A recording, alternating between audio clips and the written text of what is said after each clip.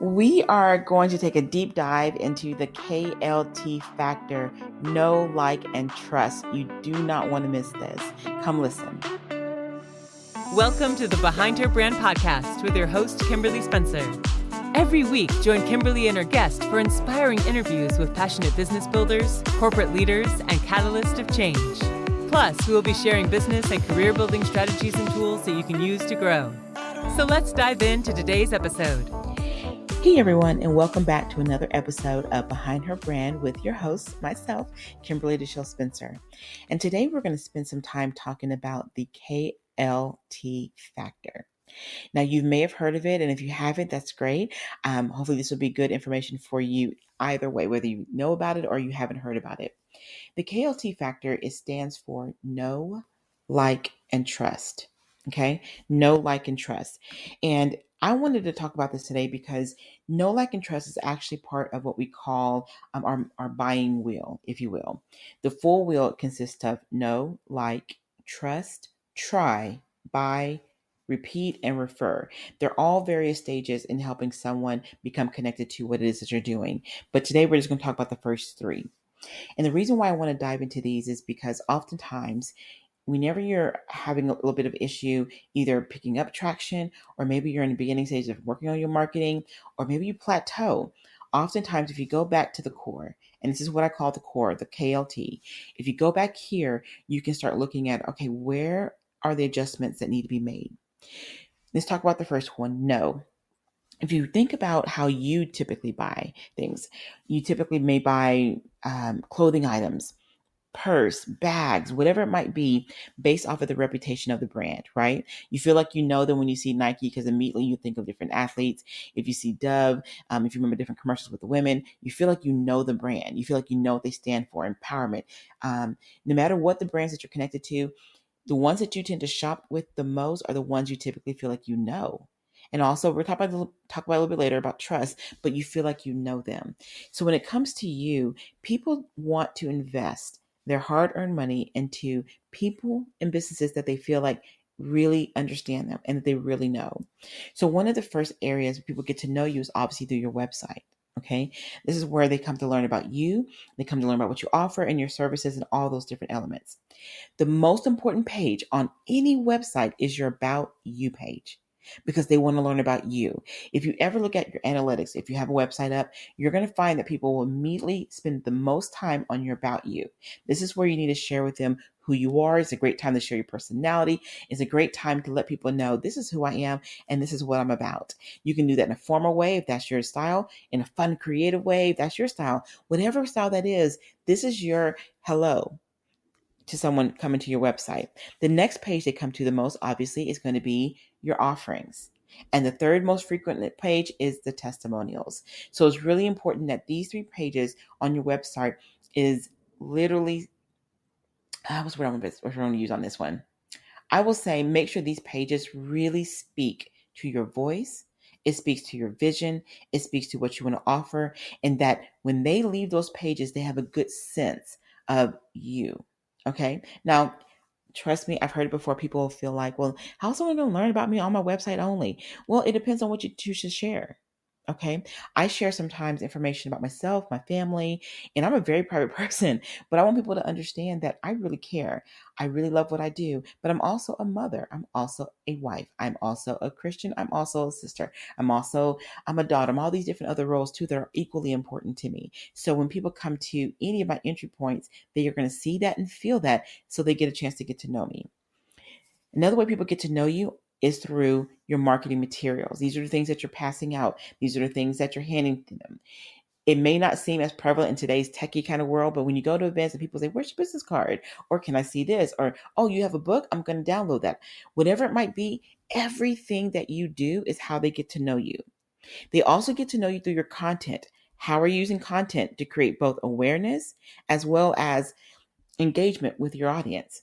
Awareness meaning making them aware of who you are, what you're about, what your information is, what solutions you offer. All of these different things is how people become aware of who you are. So if you're in a place right now where you feel like, okay, I don't know if I'm doing that quite well. I don't know if I'm mastering this in a way that I should be.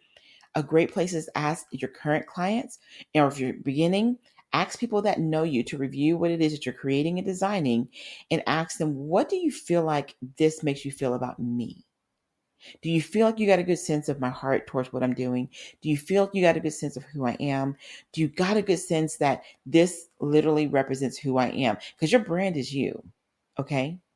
Branding is an ongoing conversation. So when you're putting information out there in your content, in your materials, you're constantly having this conversation with someone so they can get to know you. So this is a good time to also, like I said, ask your groups around you, ask your colleagues, ask different people that can give you honest feedback to see if this is really communicating. I cannot say the word today. Communicating exactly what it is you want people to know. Another area in the know area is referrals. When a raving, excited person who's worked with you is like, man, this person's amazing, I promise you that's a great way for people to get to know you as well, because that's already going to be a warm connection. Okay. That's key also. All right, so let's move on to the like. This is the stage where which people are starting to notice you, they're starting to get a feel of you, and now they're deciding if they want to know more. Okay, this is where you have to help them like you. Now, I have heard this argument many times at events where some people are like, look, I don't care if they like me or not, or don't like me. I just want them to use my services and call it a day. And that may be fine for some people. But if you want to create a loyal client or customer, they will need to like you. And liking doesn't mean that you have to go and be people pleasing. This is not what this is. Okay. What this is when they look at everything that you're about, are you involved in the community, the kind of events you host, even how you position your information? Do they look at it and say, you know what?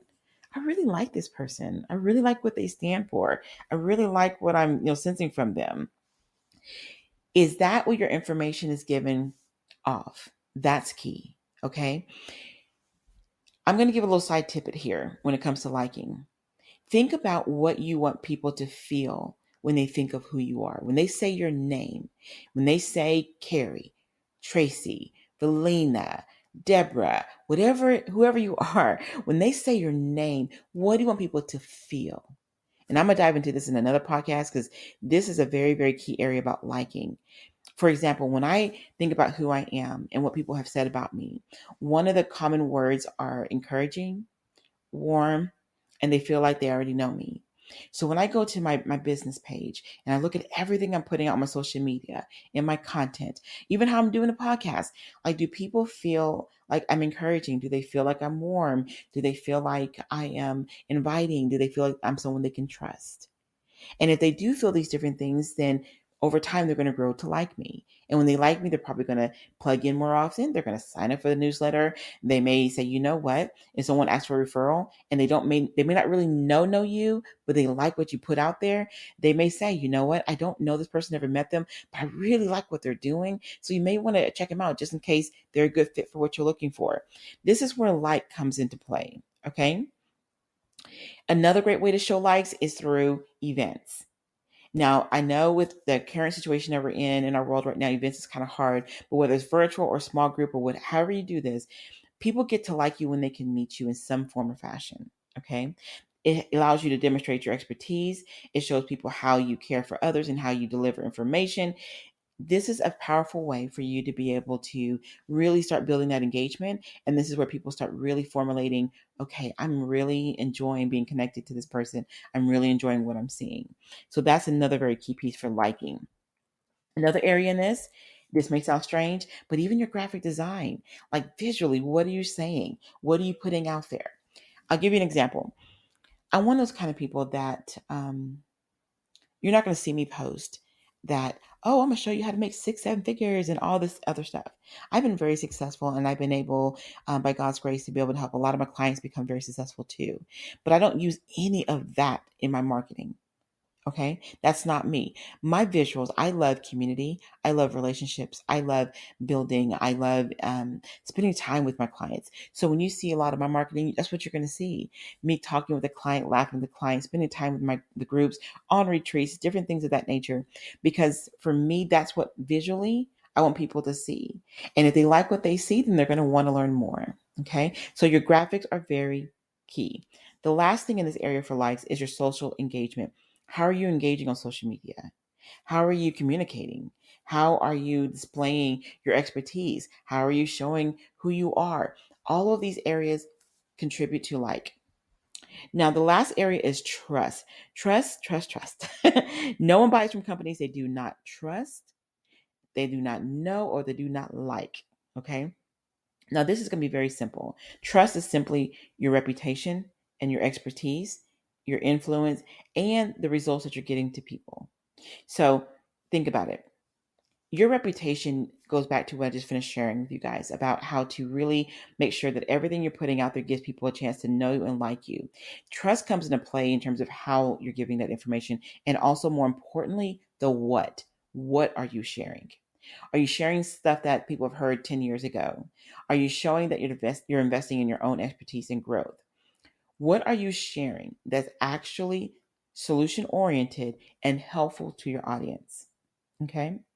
Next, influence. I'm not a big person that likes to talk about influencers and things of that nature, because I believe we all are influencers in our own right, in our own market, in our own way.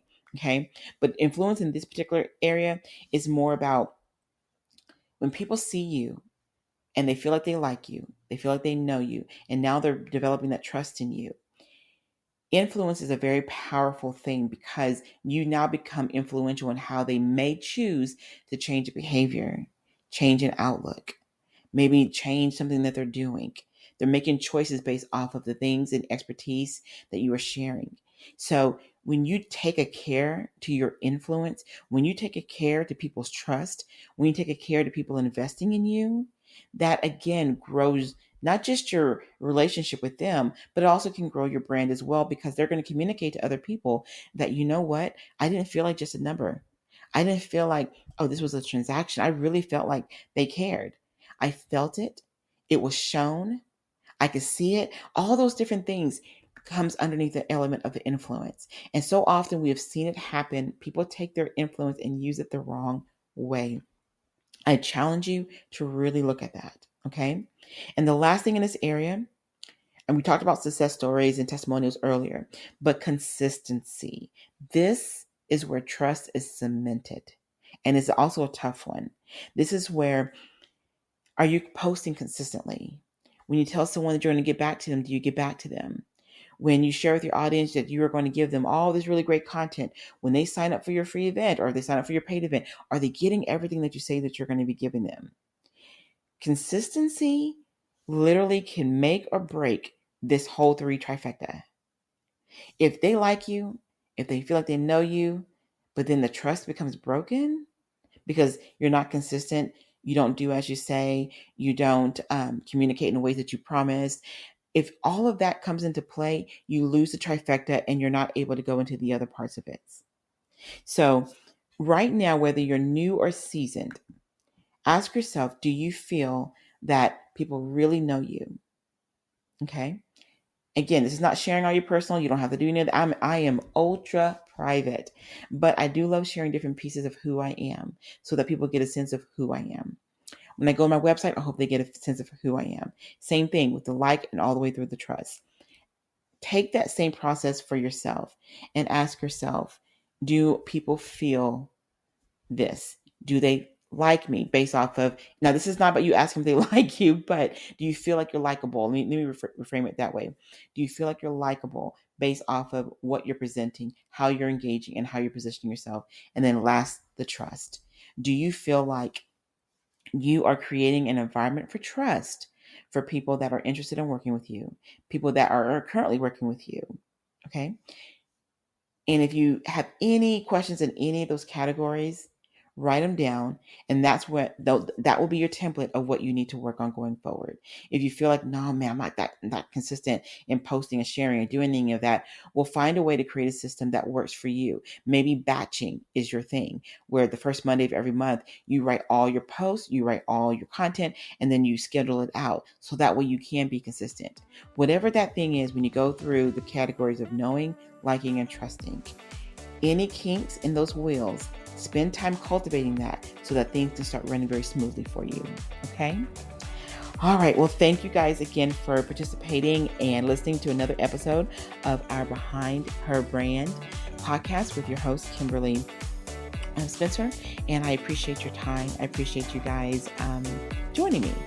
If you want to learn more about Behind Her Brand, please go to www.behindherbrand.net.